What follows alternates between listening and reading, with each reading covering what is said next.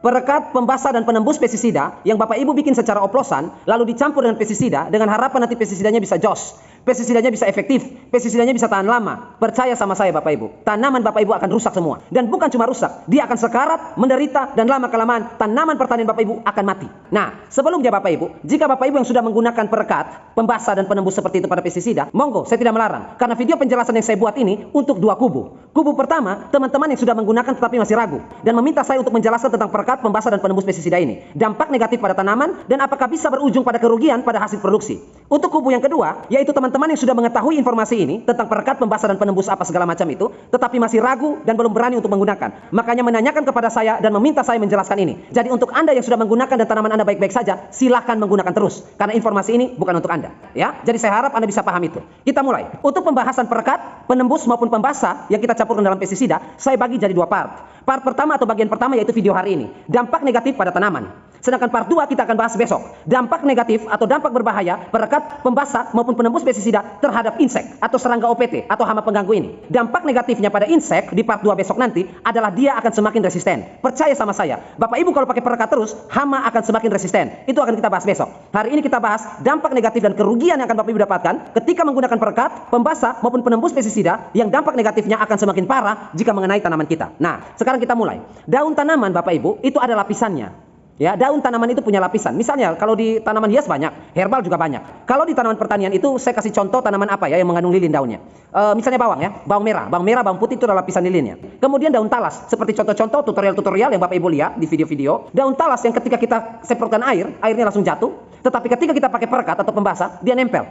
Seperti itu kan contoh-contohnya kan pakai daun talas kan, daun-daun yang mengandung lapisan lilin itu kan. Jadi ketika disemprotkan dengan menggunakan perekat, maka pestisida kita akan menempel. Daun talas yang tadinya ada lapisan lilin, seolah-olah lapisan lilinnya hancur berantakan, sehingga pestisidanya, cairan yang kita semprot, melekat. Itu yang disebut dengan pembasah. Nah, pemahaman orang, kalau misalnya daun yang sifatnya lilin, seperti itu, punya lapisan lilin seperti itu, otomatis kan dia menolak air.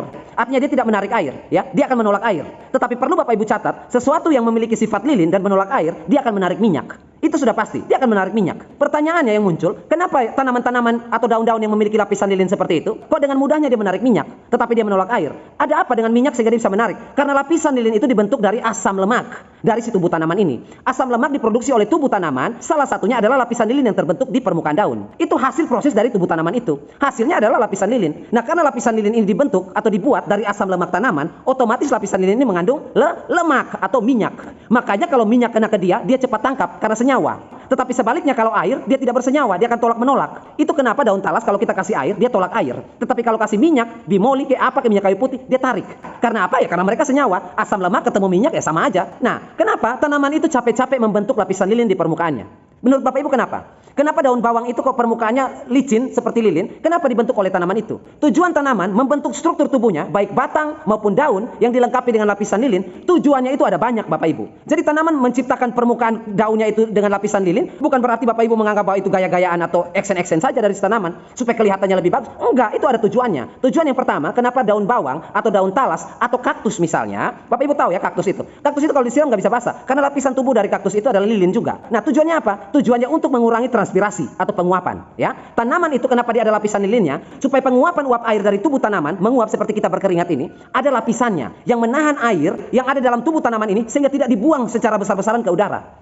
Makanya ada lapisan lilin itu, dia mengontrol. Jadi penguapan air pada tubuh tanaman itu terjadi hanya lewat stomata saja. Jadi air yang menguap ke udara yang kita sebut dengan transpirasi, pada saat matahari menyinari tanaman kita di siang hari, tanaman kan menguap itu, uap air dibuang ke udara. Nah, stomata yang membuang uap air itu sudah diatur oleh mekanisme atau sistem dalam tubuh tanaman itu. Yang boleh buang air ke udara hanya stomata, itu aja. Air yang lain tidak boleh keluar ke udara. Kalau enggak kita haus, kita dehidrasi, tanaman layu dan akhirnya mati. Nah, itulah tujuan lapisan lilin itu ada. Dia lapisan terluar yang berfungsi untuk menahan penguapan air pada tubuh si tanaman itu. Jadi pada musim kemarau atau musim panas, tanaman tidak mengeluarkan air besar-besaran ke udara, sehingga dia bisa dehidrasi lalu mati. Ada pengontrolnya, yaitu lapisan lilin itu. Kalau lapisan lilin itu dihancurkan oleh perekat, pembasah, dan penembus apa tetek benga itu, dihancurkan lapisan itu, maka tanaman itu bisa menguapkan airnya sebesar-besarnya. Tidak ada lagi pengendalinya, tidak lagi pembatasnya, tidak lagi pengontrolnya, tidak ada lagi pencegahnya. Sudah bisa menguap. Tanpa stomata pun, tanaman bisa menguapkan uap air ke udara dengan bebas. Karena apa? Karena lapisan lilin yang dibentuk oleh tanaman ini untuk melindungi transpirasi besar-besaran, sudah Bapak Ibu rusak dengan yang namanya apa? Perekat. Dengan yang namanya apa? Pembasah. Dengan yang namanya apa? Penembus tadi. Jadi Bapak Ibu jangan senang kalau misalnya kita pakai perekat seperti itu, pembasah seperti itu, tanaman daun talas ini basah daunnya. Jangan senang Bapak Ibu.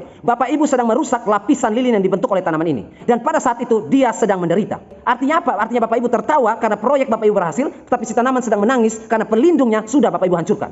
Kemudian yang kedua Bapak Ibu, tugasnya apa lagi lapisan lilin ini pada tubuh tanaman, baik daun maupun batang? Tugas yang kedua adalah mencegah spora, penyakit jamur patogen atau virus bakteri apapun itu yang menempel pada daunnya. Lapisan lilin itu adalah benteng pertama, benteng pertahanan pertama ketika spora atau penyakit atau virus datang untuk menjangkiti tanaman kita. Daun yang memiliki lapisan lilin, lapisan itu adalah benteng pertama, tentara pertama yang berhadapan dengan penyakit, dia.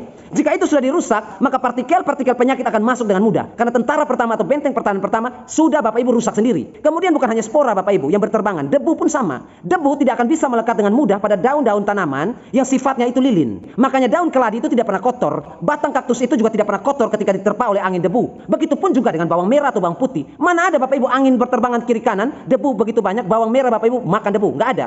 Karena lapisan lilin itu pelindung dia dari debu, pelindung dia dari spora penyakit dan lain sebagainya. Dan sekarang sudah Bapak Ibu rusak pertahanan itu yang sudah dirancang dengan baik. Dan yang ketiga yang paling fatal ya Bapak Ibu ya, kalau Bapak Ibu merusak lapisan lilin itu, tanaman Bapak Ibu akan rentan sekali terbakar oleh sengatan sinar matahari. Kenapa demikian Pak? Karena lapisan lilin itu yang dibentuk oleh tanaman itu difungsikan untuk mencegah sinar radiasi ultraviolet dari matahari. Ultraviolet yang berbahaya akan dipantulkan kembali keluar atau dia akan terlindung dari ultraviolet berbahaya itu ketika lapisan lilinnya masih utuh, masih bagus. Nah, fungsi tanaman memiliki lapisan lilin seperti itu, artinya tanaman itu tidak mudah diterjang oleh sinar ultraviolet yang berlebih. Dan sekarang sudah Bapak Ibu rusak. Artinya di musim kemarau nanti, di saat matahari sedang terik-teriknya, maka tanaman yang sudah Bapak Ibu rusak lapisan lilinnya seperti itu dengan perekat abal-abal itu atau oplosan itu, maka tanaman itu tidak tahan dan rentan terhadap sinar matahari berlebih. Itu baru satu poin, yaitu lapisan lilin yang Bapak Ibu rusak sendiri, ya. Poin kedua, tanaman yang berbulu. Tanaman yang berbulu, yang daun berbulu ini apa? Banyak. Tomat itu berbulu, terong itu daunnya juga berbulu, labu kuning itu berbulu juga, melon, semangka, jagung, padi, daunnya berbulu semua. Bapak Ibu kalau nggak percaya cek aja padi Bapak Ibu, cek aja jagung Bapak Ibu, daunnya berbulu nggak? Tujuan jagung dan padi Bapak Ibu itu berbulu daunnya, tujuannya untuk apa? Tahu nggak?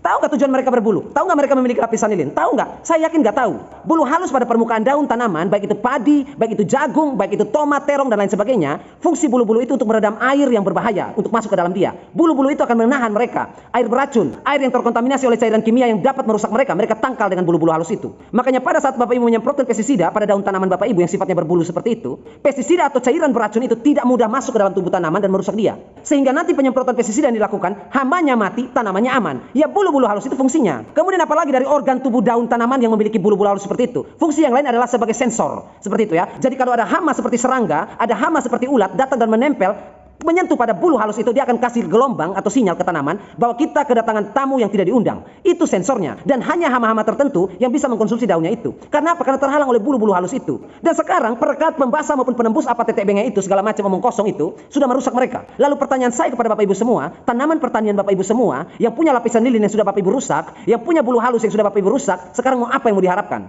Apa yang Bapak Ibu harapkan? Otomatis setelah ini akan muncul lagi suplemen daun, vitamin daun. Karena daun sudah hancur, daun sudah rusak. Jadi Bapak Ibu harus beli suplemen daun ini. Beli lagi, beli lagi. Perekat itu Bapak Ibu hanya pancingan untuk Anda semua saja. Jadi Anda jangan seperti ikan yang dipancing dalam kolam, ya. Lihat ada mata pancing masuk, ada cacingnya langsung makan aja, nggak pakai mikir lagi. Jangan sama seperti ikan. Orang-orang ini kan pura-pura pancing aja, pakai perekat seperti itu. Pestisida yang ada perekatnya, daya tahannya lebih lama, dia lebih kerjanya lebih efektif dan mampu mengendalikan hama dengan cepat. Lalu Anda mulai berpikir, kalau pestisida punya perekat seperti itu, maka perekat juga bisa kita buat sendiri. Tanpa sadar Anda terpancing. Dan akhirnya apa? Semua petani Indonesia kan terpancing. Termasuk orang-orang yang kasih informasi pun sama juga, terpancing juga. Seperti itu. Sama ikan besar itu pun terpancing juga. Nah, kalau ikan besar seperti dia saja terpancing, apalagi Bapak Ibu. Jadi kita ini tidak perlu cerdas-cerdas banget Bapak Ibu. Tidak perlu pintar-pintar banget. Ya tidak perlu banget lah. Yang penting cerdas saja dan pintar saja itu sudah cukup. Jadi penjajahan-penjajahan ringan seperti ini harus kita bisa tangkap, kita harus cepat baca, ya. Ini saya punya tanaman ada lapisan lilin. Tugasnya untuk melindungi tanaman saya secara alamiah. Sekarang saya digiring untuk merusaknya. Setelah sudah rusak, saya harus beli lagi suplemen atau vitamin daun atau vitamin apapun itu supaya daun yang tadi sudah saya rusak bisa sehat lagi. Uang lagi.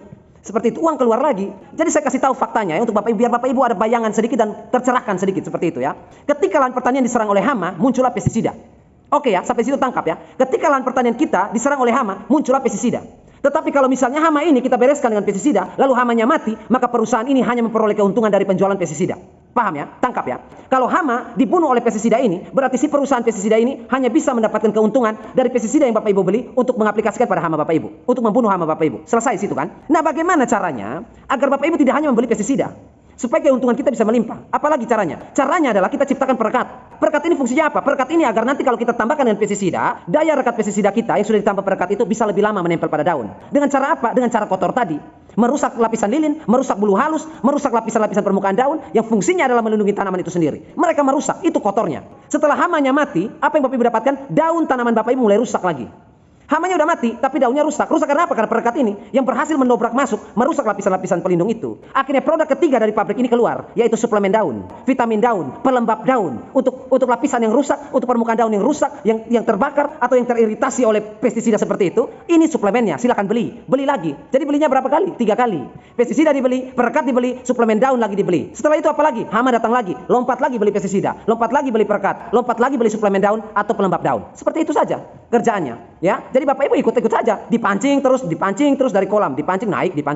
Jadi Bapak Ibu itu jangan seperti ikan yang mudah sekali dipancing oleh orang. Jangan seperti itu. Saya tadi kan bilang, tidak perlu kita ini pintar-pintar banget sebagai petani. Tidak perlu juga kita cerdas-cerdas sekali sebagai petani. Cukup pintar saja dan cerdas saja, itu sudah cukup. Kemudian poin terakhir ya, untuk menutup video penjelasan ini ya. Tadi yang saya bahas itu adalah minyak, ya, adalah minyak. Itu berkaitan nanti dengan JWA tuh. Jadam wedding agent atau apa itu. Itu kan minyak juga, blue band juga, itu mentega juga ujung-ujungnya kan. Yang tadi kita bahas ini minyak. Yang kedua yang saya mau bahas ini adalah deterjen, ya, seperti Mama Lemon atau Sunlight atau pencuci piring lainnya. Itu kan banyak digunakan. Hubungannya apa dengan minyak yang tadi pertama ini? Pak, kalau minyak kena ke daun talas memang lengket, Pak. Ya, memang merata dia, Pak. Ya, pembasah dia. Tetapi kalau deterjen itu kan sifatnya kan bukan lemak, Pak. Ya kan? Bukan minyak, Pak. Terus kenapa bisa basah juga? Deterjen itu memang sifatnya untuk menangkap minyak. Deterjen itu sifatnya untuk menangkap lemak. Deterjen itu sifatnya untuk menangkap lilin. Jadi lilin, lemak, minyak ditangkap semua sama dia. Tadi kan saya sudah jelaskan kepada Bapak Ibu.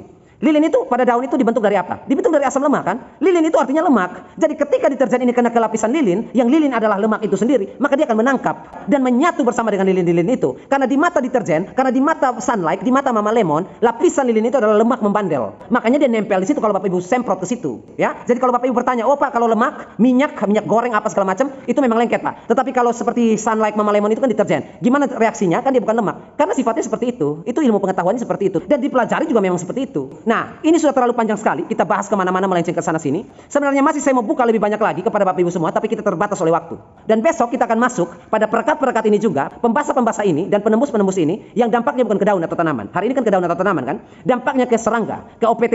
Yang tadi sudah saya bilang, semakin ada banyak-banyak pakai perekat seperti itu, OPT-nya semakin resisten, semakin kebal dia. Nanti besok saya kupas. Dan sebelum saya menutup video ini, Anda yang tidak sepakat dengan saya, ya, ini pandangan saya saja karena saya ditanyakan oleh dua kubu. Jadi penjelasan ini ditujukan pada kubu dari teman-teman kita yang sudah mengetahui tapi belum mencoba, ya, belum menggunakan. Ini informasi untuk mereka. Jadi kalau Anda yang sudah menggunakan, ya, dan tidak ada masalah, pakai saja. Kan saya sudah bilang dari awal, pakai saja, ya. Silakan terus pakai aja. Saya tidak melarang di sini karena video ini bukan untuk Anda. Seperti itu, ya. Dan kalau seandainya Anda mau membantah, maka bantahlah dengan ilmu pengetahuan. Saya pinjam kata-kata Maharaja Organik, ya. Pikiran itu harus dilawan dengan pikiran. Karena cuma orang tolol dan dungu saja yang melawan pikiran dengan cerita dongeng. Nah, kurang lebih seperti itu saja. Sampai jumpa di video informasi besok. Terima kasih sudah menyaksikan dan terima kasih juga untuk waktu berharga Anda, dan akhir kata saya ucapkan, tetaplah Anda pada posisi akal sehat.